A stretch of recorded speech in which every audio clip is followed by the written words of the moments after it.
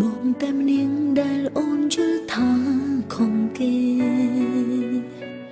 អើយតែអូនក្បែរហាមគ្រប់យ៉ាង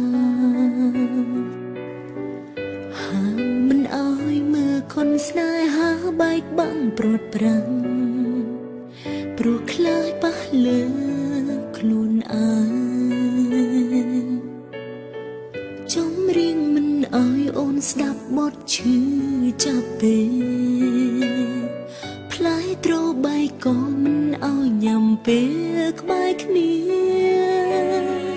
បងខ្លាចនឹងខ្លាចថាយើងមានថ្ងៃបែកគ្នាចុងក្រោយអ្នកលីគឺជាប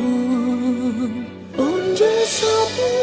មែនទេចំពោះរឿងរ៉ាវកើតឡើងកន្លងអូនយល់សពមែនទេដែលត្រូវបែកបងបើយល់សព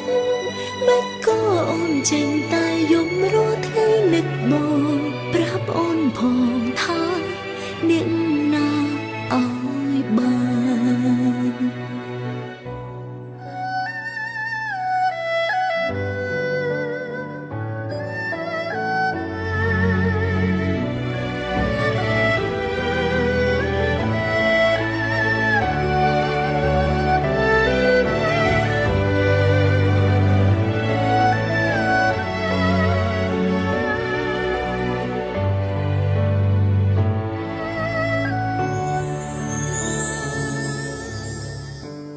បងតែម្នាងដែលអូនយល់ថា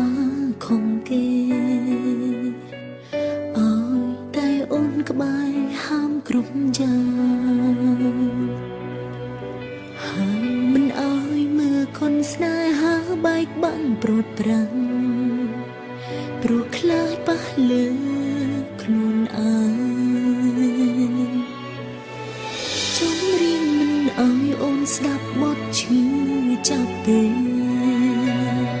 ផ្លែត្របែកក៏មិនអើយញ៉ាំពេលក្បែរគ្នា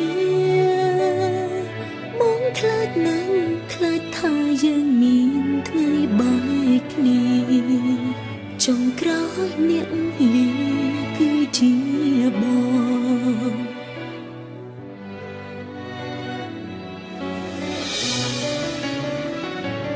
អូនយល់សពមែនទេចំពោះរឿងរ៉ាវកើតឡើងកន្លងអូនយល់សពមែនទេដែលត្រូវបែកបងបើយល់សពមិនក៏អូនចេញតែយំរាល់ថ្ងៃនឹកបងប្រាប់អូនផងថាអ្នកណាអើយបង